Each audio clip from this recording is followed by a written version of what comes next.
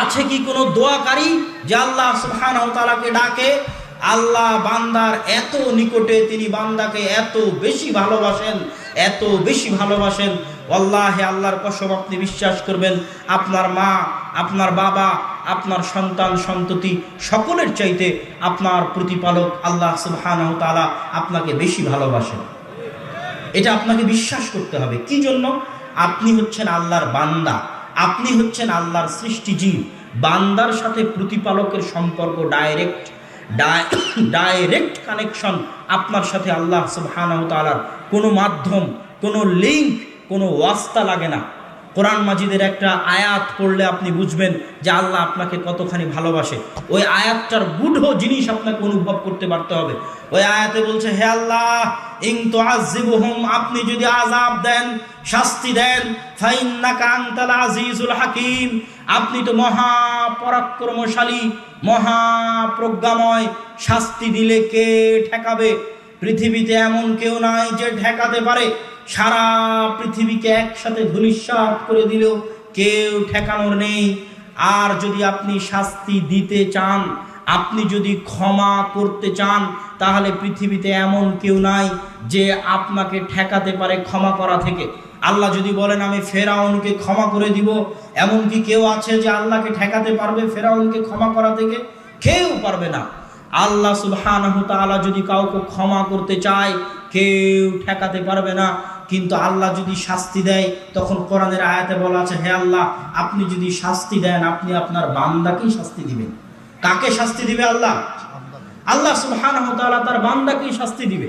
হে আল্লাহ, আপনি যদি শাস্তি দেন, তাহলে বান্দাকেই শাস্তি দিবেন।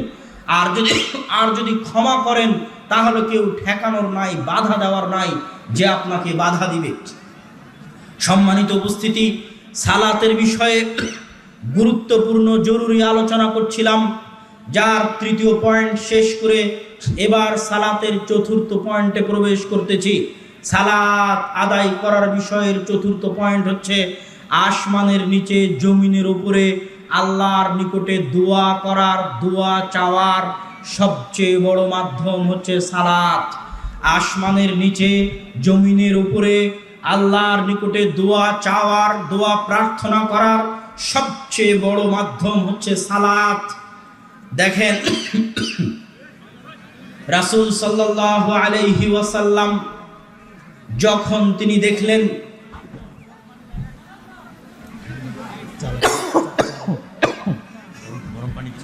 চা দিলেন,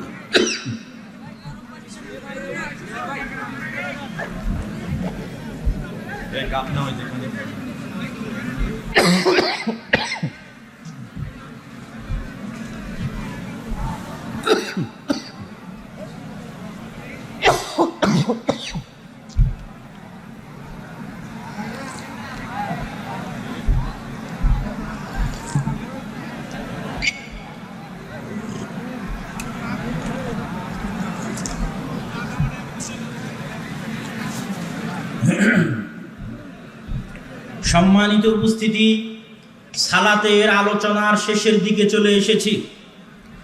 আসমানের নিচে জমিনের উপরে আল্লাহর নিকটে দোয়া করার সবচেয়ে বড় মাধ্যম হচ্ছে সালাত। রাসূল সাল্লাল্লাহু আলাইহি ওয়াসাল্লামের যখন বৃষ্টি চাওয়ার দরকার হলো, আল্লাহ রাসূল সাহাবীদেরকে নিয়ে একত্রিত হয়ে হাত তুলে দোয়া করে আল্লাহর দরবারে বৃষ্টি চাইতে পারতেন। রাসূল সাল্লাল্লাহু আলাইহি ওয়াসাল্লাম সাহাবীদেরকে নিয়ে একসাথে একত্রিত হয়ে হাত তুলে দোয়া করে বৃষ্টি চাইতে পারতেন। আল্লাহ রাসূল তা না করে সাহাবীদের নিয়ে চলে গেলেন মাঠে গিয়ে সালাত কায়েম করলেন বৃষ্টি চাওয়ার জন্য।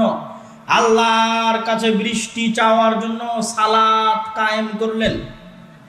আল্লাহর কাছে বৃষ্টি চাওয়ার জন্য সালাত কায়েম করলেন।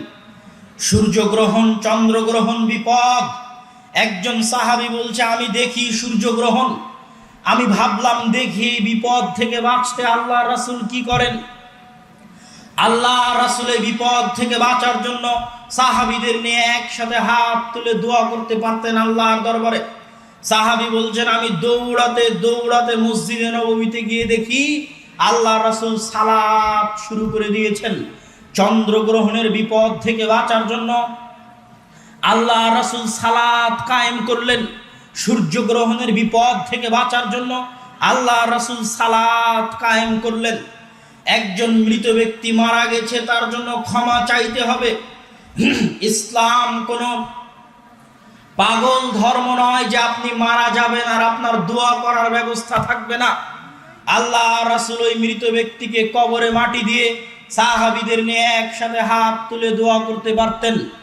আল্লাহ রাসূল ওই মৃত ব্যক্তির জন্য দোয়া করার জন্য, ওই মৃত ব্যক্তির জন্য দোয়া করার জন্য সালাত কায়েম করলেন, সালাতুল জানাজা। ওই মৃত ব্যক্তির জন্য দোয়া করবেন তাই সালাত কায়েম করলেন, সালাতুল জানাজা। ওই মৃত ব্যক্তির জন্য দোয়া করবেন তাই সালাত কায়েম করলেন, সালাতুল জানাজা। জাকারিয়া আলাইহিস সালাতু ওয়াস সালাম মেহরাবে প্রবেশ করছেন। কুল্লামা দাখালা আলাইহা জাকারিয়াল মিহরাব ওয়াজাদা ইনদাহা রিজকা। যখনই জাকারিয়া মারিয়ামের নিকটে যান, দেখেন অসময়ের ফল, তখন তিনি বললেন, ইয়া মারিয়াম আন্না লাকি হাযা। মারিয়াম, অসময়ের ফল কোথায় থেকে? মারিয়াম বললেন, হিয়া মিন ইনদিল্লাহ। অসময়ের ফল আল্লাহর পক্ষ থেকে এসেছে। ইন্নাল্লাহা ইয়ারযুকু মান ইয়াশা বিগাইরি হিসাব। আল্লাহ যাকে চান তাকে বেহিসাব রিজিক দিতে পারেন। হুনালিকা দা জাকারিয়া রাব্বাহ। জাকারিয়ার অন্তরে ইচ্ছা জাগলো, এইরকম যদি নেককার কল্যাণকর একটা সন্তান আমার থাকতো। জাকারিয়া বয়স্ক, বয়োবৃদ্ধ, মাথার চুল পেকে গেছে, মুখের দাড়ি পেকে গেছে, স্ত্রী বন্ধে, কিন্তু মনে সাধ জেগেছে সন্তানের। আল্লাহর কাছে সন্তান চাওয়ার জন্য জাকারিয়া সালাতে দাঁড়িয়ে গেলেন। আল্লাহর কাছে সন্তান চাওয়ার জন্য জাকারিয়া সালাতে দাঁড়িয়ে গেলেন। আল্লাহর কাছে সন্তান চাওয়ার জন্য জাকারিয়া সালাতে দাঁড়িয়ে গেলেন। ইব্রাহিম আলাইহিস সালাতু ওয়াস সালামের প্রথম স্ত্রী সারা। ইব্রাহিম আলাইহিস সালাতু ওয়াস সালাম ইরাক থেকে হিজরত করে ফিলিস্তিনে এসেছেন। বাপ থাকে ইরাকে, ইরাক থেকে হিজরত করে ফিলিস্তিনে এসেছেন। দুর্ভিক্ষের কারণে খাদ্য সংগ্রহের উদ্দেশ্যে ফিলিস্তিন থেকে মিশর যাচ্ছেন, সাথে স্ত্রী। জালেম বাদশাহ সুন্দরী স্ত্রী দেখলে, সুন্দরী নারী দেখলে তাদের উপর অত্যাচার করে। ইব্রাহিম আলাইহিস সালাতু ওয়াস সালাম দুইজন স্বামী স্ত্রী পরিচয় না দিয়ে ভাই বোন পরিচয় দিয়ে বাঁচার চেষ্টা করলেন, শেষ রক্ষা হলো না। সারা আলাইহিস সালাতু ওয়াস সালামকে জালেম বাদশার দরবারে উপস্থিত করা হলো। সারা পৃথিবীতে ওই সময় সারাকে উদ্ধার করতে পারবে এরকম কেউ ছিল না। আজকে আপনি বিপদে পড়লে 10 জনকে মোবাইলে বলতে পারবেন, আমি বিপদে পড়লে 10 জনকে ফোন দিয়ে বলতে পারবো, ভাই আসেন বাঁচান। ওই সময় সারাকে বাঁচাবে ওই বিপদ থেকে সারার মতো একজন মহিয়সী, মহতী, পবিত্রা, সতী, সাধবী, নারীর ইজ্জতকে রক্ষা করবে, আব্রুকে রক্ষা করবে, এরকম কেউ নাই। অসহায় স্বামী বাইরে অপেক্ষা করছে, আর জালিম বাদশার নির্জন দরবারে পুত পবিত্র নারী সারা তার এই অত্যাচার থেকে বাঁচতে চায়, তার এই জুলুম থেকে বাঁচতে চায়, তার ইজ্জত, তার আব্রুকে রক্ষা করতে চায়। সারা তার ইজ্জত আব্রু রক্ষা করার জন্য সালাতে দাঁড়িয়ে গেলেন। পৃথিবীতে যখন তার সহযোগিতা করার কেউ নাই, তখন আল্লাহর কাছে সহযোগিতা চাওয়ার জন্য সারা সালাতে দাঁড়িয়ে গেলেন। পৃথিবীতে যখন তার সহযোগিতা করার কেউ নাই, তখন সারা নিজের ইজ্জত রক্ষা করার জন্য, আল্লাহর সহযোগিতা পাওয়ার জন্য সালাতে দাঁড়িয়ে গেলেন। রাসূল সাল্লাল্লাহু আলাইহি ওয়াসাল্লাম যখনই কোনো বিপদের সম্মুখীন হতেন, বাদারা ইলা সালাহ, সাথে সাথে সালাতে দাঁড়িয়ে যেতেন। আল্লাহ রাসূল যখনই কোনো বিপদের মুখোমুখি হতেন, তখনই তিনি সালাতে দাঁড়িয়ে যেতেন। আসমানের নিচে, জমিনের উপরে আল্লাহ সুবহানাহু ওয়া তাআলার নিকটে চাওয়া যেতে পারে, দোয়া করা যেতে পারে। সালাতের চাইতে বড় কোনো মাধ্যম আসমানের নিচে, জমিনের উপরে নাই। যেই সালাত দিয়ে মানুষ আল্লাহর কাছে চাইতে পারে, যেই সালাত দিয়ে মানুষ আল্লাহর কাছে দোয়া করতে পারে। দুঃখজনক হলেও সত্য, সালাত শব্দের অর্থ হচ্ছে দোয়া। সালাত শব্দের অর্থ হচ্ছে দোয়া।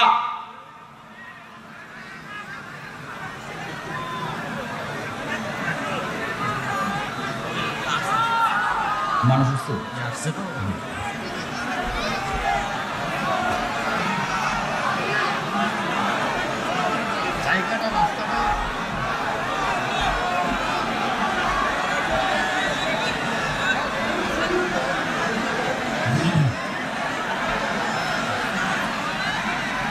আসসালামু আলাইকুম বলে সালাত শেষ করি, তখন মূলত দোয়া শেষ করি। আমি এবং আপনি যখন আল্লাহু আকবার বলে সালাত শুরু করি, তখন মূলত দোয়া শুরু করি। আসসালামু আলাইকুম বলে যখন সালাত শেষ করি, তখন মূলত দোয়া শেষ করি। আল্লাহু আকবার বলে দাঁড়িয়ে থেকে সূরা ফাতিহা পড়ে কোরআন তেলাওয়াত করে আল্লাহর বড়ত্ব, আল্লাহর মহত্ব বর্ণনা করা হয়। মাথা নিচু করে রুকুতে গিয়ে সুবহান রাব্বিয়াল আযীম বলে আল্লাহর বড়ত্ব মহত্ব বর্ণনা করা হয়। সিজদায় গিয়ে সুবহান রাব্বিয়াল আলা বলে আল্লাহর বড়ত্ব, আল্লাহর মহত্ব বর্ণনা করা হয়। সিজদায় বান্দা আল্লাহর সবচেয়ে নিকটে থাকে। অতএব সালাত যখন আমরা শুরু করি, দোয়া শুরু করি, সালাত যখন শেষ করি, দোয়া শেষ করি। এখন কেউ যদি বলে যে সালাত শেষ হওয়ার পরে যে হুজুর সাহেব দোয়া করালেন না, তাহলে বুঝতে হবে তিনি এখনো সালাত কাকে বলে বুঝতে পারেননি। আমি বহু বক্তব্যে দাবি করেছি যে সালাত শেষ হওয়ার পরে যদি কেউ বলে দোয়া করালো না, তাহলে তাকে আরো 100 বছর পড়তে হবে এটা জানার জন্য যে সালাত কাকে বলে। জানাজার সালাত শেষ হলো মানে মৃত ব্যক্তির জন্য দোয়া শেষ হলো। জানাজার সালাত শুরু হলো মানে মৃত ব্যক্তির জন্য দোয়া শুরু হলো। জানাজার সালাতে আল্লাহ রাসূল মৃত ব্যক্তির জন্য যে দোয়া শিখিয়ে দিয়েছেন, কিয়ামত পর্যন্ত পৃথিবীর সব আলেম ওলামা, হুজুর, মাওলানা, মুরব্বি একত্রিত হয়ে আল্লাহ রাসূলের চেয়ে ভালো দোয়া ওই মৃত ব্যক্তির জন্য বানাতে পারবে না। অতএব জানাজার সালাত শেষ হওয়ার পরে, কবরে লাশ দাফনের পরে কেউ যদি বলে হুজুর সাহেব দোয়া করালেন না, তাহলে বুঝতে হবে জানাজার সালাত কাকে বলে উনি এখনো জানে না। জানাজার সালাত কাকে বলে এটা বুঝার জন্য তাকে আরো 100 বছর পড়তে হবে জানাজার সালাত কাকে বলে। অতএব সালাত হচ্ছে আসমানের নিচে জমিনের উপরে আল্লাহর কাছে দোয়া চাওয়ার সবচেয়ে বড় মাধ্যম। আজকের বক্তব্যের শেষের দিকে এসে বলতে চাই, যে কোনো বিপদে পড়েন না কেন, আসমানি বিপদ, জমিনি বিপদ, ছোট বিপদ, বড় বিপদ, সবার আগে ওযু করে 2 রাকাত সালাত আদায় করে আল্লাহকে ডাকেন, আল্লাহর সাহায্য চান। যত এমপি, মন্ত্রী, পুলিশ প্রশাসন, কেস কোর্ট কাচারি, নেতা নেত্রী, যত জনের কাছে সহযোগিতা নিতে যাবেন, সকলের উপর ক্ষমতাবান কে? আল্লাহ। ওহু আলা কুল্লি শাইইন কাদির ফাআলুল লিমা ইউরিদ, যা ইচ্ছা তাই করতে পারেন। আজিজুল হাকিম, মহাপরাক্রমশালী, মহাপ্রজ্ঞাময়। আপনি সবার আগে সবচেয়ে যিনি ক্ষমতাশালী তার কাছে সাহায্য চান, তখন আর যারা ছোট ছোট ক্ষমতাশালী আছে তাদেরকে উনি ব্যবস্থা করে দিবেন। অতএব সালাতের মাধ্যমে বিপদ থেকে বাঁচার চেষ্টা করেন। ইয়া আইয়ুহাল্লাযীনা আমানুস্তাঈনু বিস-সাবরি ওয়াস-সালাহ, দুনিয়ার মানুষ তোমরা আল্লাহর কাছে সাহায্য চাও, আল্লাহর কাছে বিপদ থেকে বাঁচতে চাও, ধৈর্য দিয়ে, সালাত দিয়ে। বিস-সাবরি ওয়াস-সালাহ, তোমরা আল্লাহর কাছে সাহায্য চাও, বিপদ থেকে বাঁচতে চাও, ধৈর্য দিয়ে, সালাত দিয়ে, ধৈর্য দিয়ে, সালাত দিয়ে। বক্তব্যের শেষ অংশে এসে বলতে চাই, জান্নাত যাওয়া অত কঠিন কিছু নয়, জান্নাত যাওয়া অনেক সহজ। তবে সবচেয়ে জরুরি যে কাজ আপনাকে করতে হবে সেটা 5 ওয়াক্ত সালাত আদায় করতে হবে, আর সব সময় দোয়া করতে হবে আল্লাহর কাছে, রব্বি জাআলনি মুকিমাস সালাহ ওয়া মিন যুররিয়াতি। ইব্রাহিম আলাইহিস সালাতু ওয়াস সালাম সালাত কত জরুরি, নিজের জন্য দোয়া করছেন, আল্লাহ আমাকে নামাজি বানান, আল্লাহ আমার বংশধরকে নামাজি বানান। আজকে আমরা এই মঞ্চে বক্তব্যের শেষে এসে আল্লাহর কাছে দোয়া করতে চাই, আল্লাহ যেন আমাদেরকে নামাজি না বানিয়ে মৃত্যু না দেন। আমিন। মৃত্যু হওয়ার আগে যেন 5 ওয়াক্ত সালাত আদায়ের পাবন্দ হওয়ার তৌফিক আল্লাহ আমাদের দান করেন। আল্লাহুম্মা আমিন। 5 ওয়াক্ত সালাত আদায় নিজে করার চেষ্টা করবেন, সন্তান সন্ততিকে করানোর চেষ্টা করবেন। সালাতি সকল সফলতার মূল চাবিকাঠি। সকল সফলতার মূল চাবিকাঠি হচ্ছে সালাত। পৃথিবীতে আপনি দুনিয়াবি বলেন পরকালীন বলেন সব সফলতা সালাতের মধ্যে। কিয়ামতের মাঠে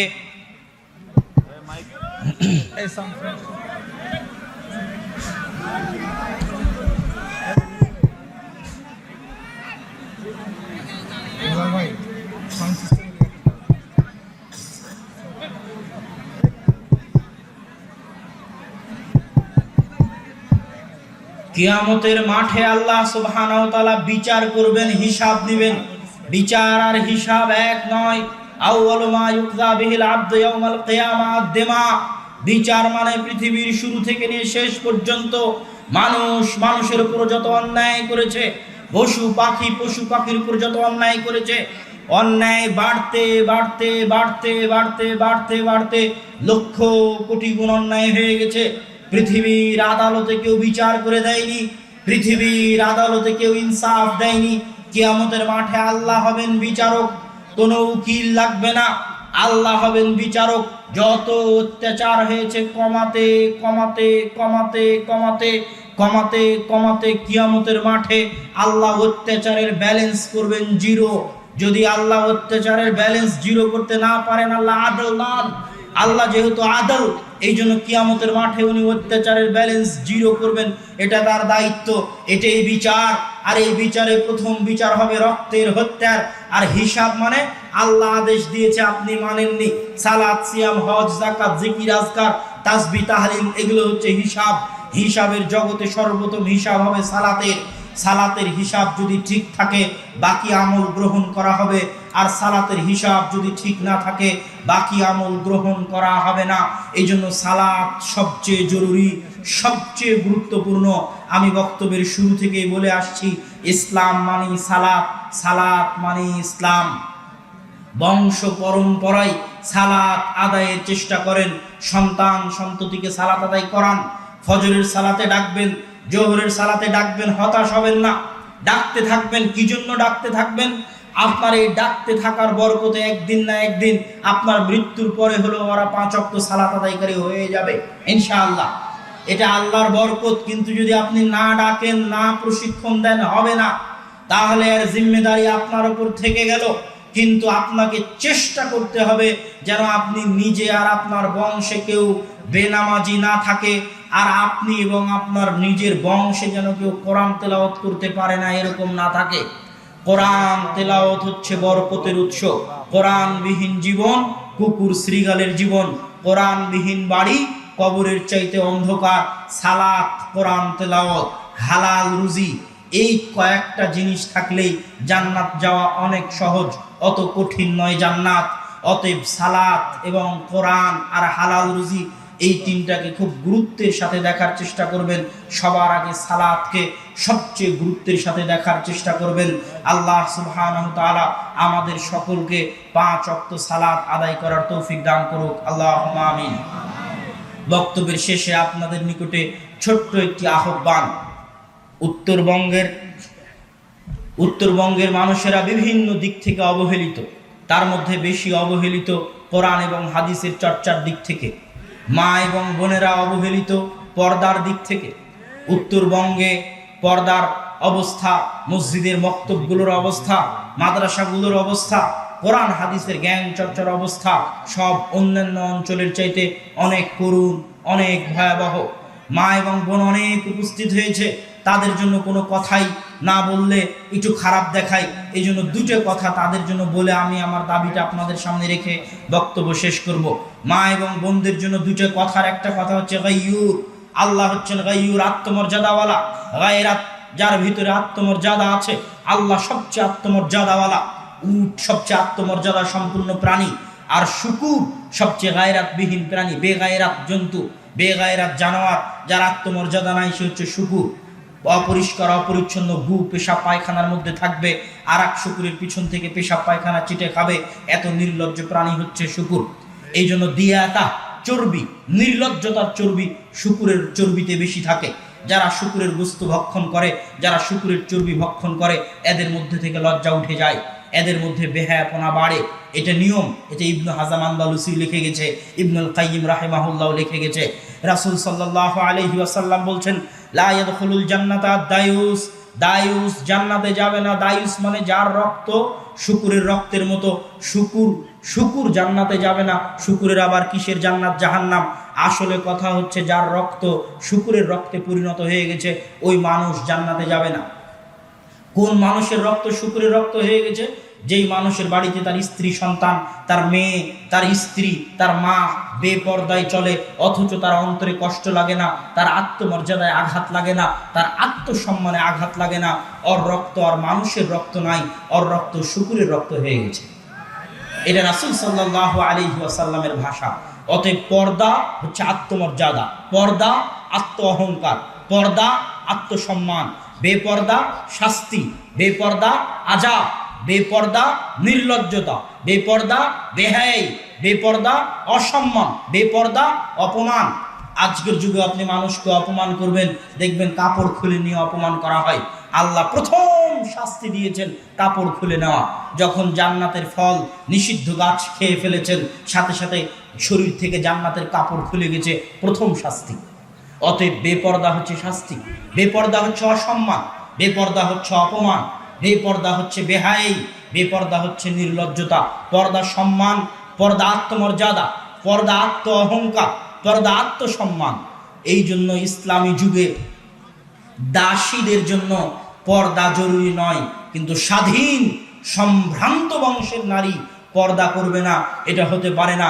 যার পর্দা যত বেশি তার লজ্জা তত বেশি, যার পর্দা যত বেশি তার আত্মমর্যাদা তত বেশি, যার পর্দা যত বেশি তার আত্ম অহংকার আত্মসম্মান তত বেশি, যার পর্দা যত বেশি তার মূল্য, তার মান, তার দাম তত বেশি। আল্লাহ সুবহানাহু তাআলা পর্দায় থাকেন, হিজাবে থাকেন। আল্লাহ সুবহানাহু তাআলাকে চর্মচক্ষু দেখতে পারে না। এই জন্য পৃথিবীতে জান্নাতে সবচেয়ে বড় আনন্দ হবে আল্লাহ সুবহানাহু তাআলার দর্শন। আল্লাহ সুবহানাহু তাআলা যদি দামি না হতেন, মূল্যবান না হতেন, আত্মমর্যাদাওয়ালা না হতেন, আত্মসম্মানওয়ালা না হতেন, তাহলে আল্লাহ নিজেকে পর্দার মধ্যে রাখতেন না।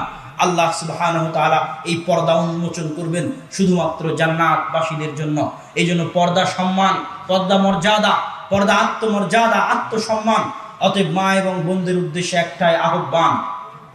দেখেন, আপনারা, যদিও আমি ইউটিউব ফেসবুকে যে আলোচনা চলে সেই আলোচনা বক্তব্যের মধ্যে নিয়ে আসতে চাই না, তারপরে উদাহরণ দিতে গিয়ে বলি যে একটা মুশরিক দেশে, একটা কাফের দেশে, কাফের এলাকায়, মুশরিক এলাকায় আমাদেরই মা এবং বোনেরা পর্দা রক্ষা করে চলার জন্য কত লড়াই করতেছে, কত কষ্ট সহ্য করতেছে। আর আমাদের বাংলাদেশের মতো স্বাধীন দেশে পর্দা করার সকল সুযোগ সুবিধা থাকার পরও কত নির্লজ্জ হলে, কত বেহায়া হলে, কত আত্মমর্যাদাহীন হলে, কত বেগায়রাত হলে আমাদের মা এবং বোনেরা পর্দাবিহীনভাবে চলতে পারে।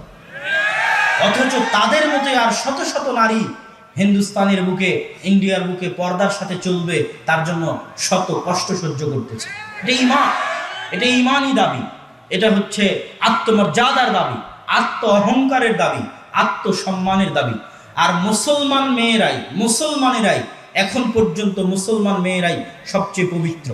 পৃথিবীর অন্য সব ধর্মের পর্দার বাঁধ বিশ্বায়ন ভেঙে দিয়েছে, বেহায়াই ভেঙে দিয়েছে, বেলিল্লাপনায় ভেঙে দিয়েছে। পৃথিবীর এমন কোনো ধর্ম নয় যে ধর্মে পর্দা ছিল না। হিন্দু ধর্মে পর্দা আছে, খ্রিস্টান ধর্মে পর্দা আছে, ইহুদি ধর্মে পর্দা আছে, প্রত্যেক ধর্মে পর্দা আছে। কিন্তু এই আধুনিক সভ্যতার যুগ সব ধর্মের পর্দাকে ধ্বংস করে দিয়েছে। কোন ধর্মের অনুসারীরা নিজ নিজ পর্দা রক্ষা করতে পারেনি। এখন পর্যন্ত বংশীয় পবিত্রতা, রক্তের পবিত্রতা, মুসলমান মা এবং বোনদের ইজ্জতের পবিত্রতা সারা পৃথিবীতে রক্ষায় একমাত্র মুসলমানেরা এগিয়ে আছে। এই জন্য ওই সমস্ত পুরুষদের অন্তরে জ্বালা হয় যে তারা মুসলমান মেয়েদের দেখতে পারে না, এটাই কষ্ট। যে মুসলমান মেয়েদের চেহারা দেখা যায় না, এটা হচ্ছে তাদের কষ্ট। সৌদি আরবের মেয়েদের চেহারা দেখা যায় না, এটা কষ্ট। কেমনে তাদের চেহারা দেখা যাবে, এই জন্য কত পদ্ধতি আরোপ করা লাগে, কিভাবে তাদেরকে ঘর থেকে বের করা যায়, এটাই হচ্ছে তাদের কাজ। আর তাদেরকে বোঝানো হচ্ছে মা এবং বোনদেরকে তোমরা বেকার। আমি বহু বক্তব্যে বলেছি যে পৃথিবীর সবচেয়ে কঠিন চাকরি, সবচেয়ে বড় চাকরি, সবচেয়ে দামি চাকরি আল্লাহ দিয়েছেন মা এবং বোনদের, সেটা হচ্ছে সন্তানকে মানুষ করা।